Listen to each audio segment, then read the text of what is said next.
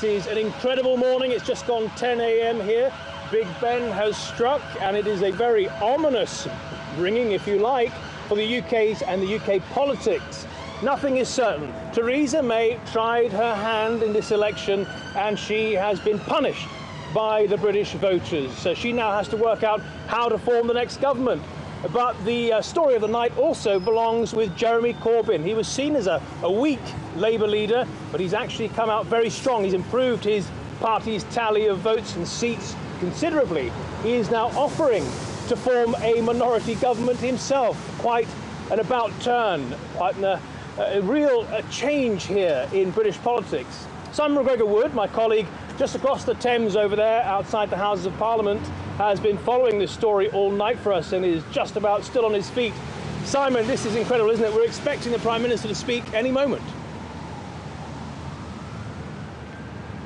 Either she's going to talk a roundabout now. I'm not sure if she's going to hold to that deadline, but no doubt we'll listen to her as and when she does emerge from number 10 Downing Street. She's got a lot excuse me, on her plate this morning. This has not been a good night for the Prime Minister Theresa May. You'll remember, Matt, 2 months ago when she first called this election, she did so because she thought, the polls told her, that she could deliver a crushing blow and expand her majority in Parliament by anywhere up to 100 seats. She told the country she needed that to have a strong mandate for the task of negotiating the Brexit deal with her European partners. Well, it hasn't turned out like that. Conservative Party sources are at loggerheads trying to work out what to do. She doesn't have a technical majority. She's down to negotiating some kind of cobbled together coalition with the Ulster Unionists, the Democratic Ulster Unionist Party from Northern Ireland, who have about 10 seats. With their help, she could form some kind of technical majority. But is it anything like what she had in mind when she first embarked on this election campaign? Nothing like it. And the problem for her is that even people within her own party at the very highest levels of the Conservative Party, Matt, are suggesting that the failure to deliver a meaningful majority is a personal failure of hers. And there are tough questions being asked right now about her political future. Yeah, Simon, if we can just analyse Theresa May's performance in the election just 6 weeks ago when she called it. As you say, she looked to be in a commanding lead, both personally but also her party. How did she squander away that lead over the last few weeks? What went wrong for her?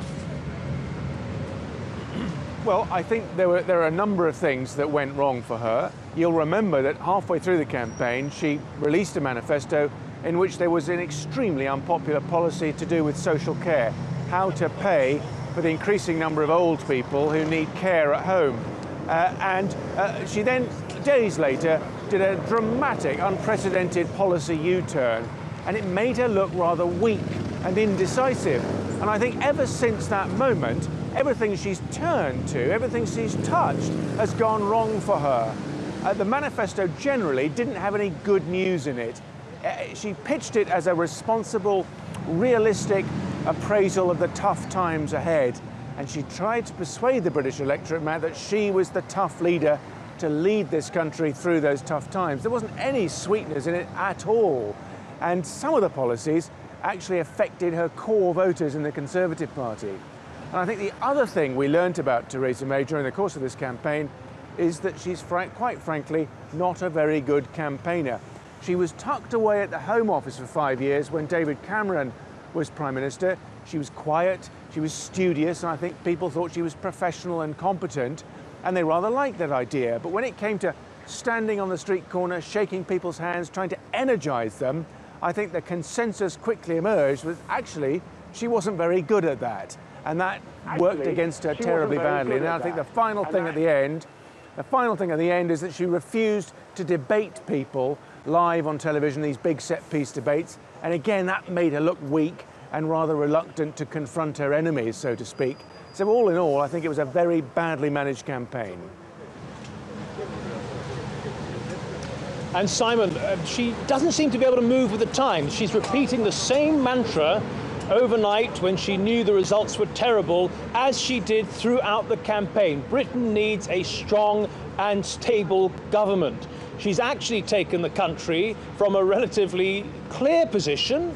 She had an overall majority in Parliament to a now unstable position, and she's still claiming that those are her strengths. She's standing there, saying that now more than ever, the country needs a stable government. Well, that's true, but that's not what she has delivered. And of course, Simon, 19th of June, the Brexit negotiations were due to begin, and now it looks as if on this side of the negotiation table, there's more uncertainty than ever.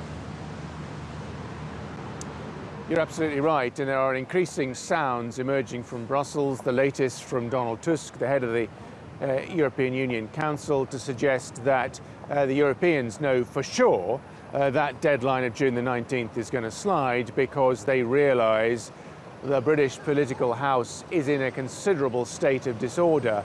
But he has tweeted, interestingly, Donald Tusk, saying, "We understand you have your own issues, but don't wait too long. Let's not crash out of the European Union because you didn't turn up to negotiations." A little sign, I think, there of the frustration from the UK's European Union partners. Everyone knows this is going to be tough. No one wanted this to happen, this whole Brexit scenario. But for goodness sake, they at least want a government to do business with. They don't even have that today.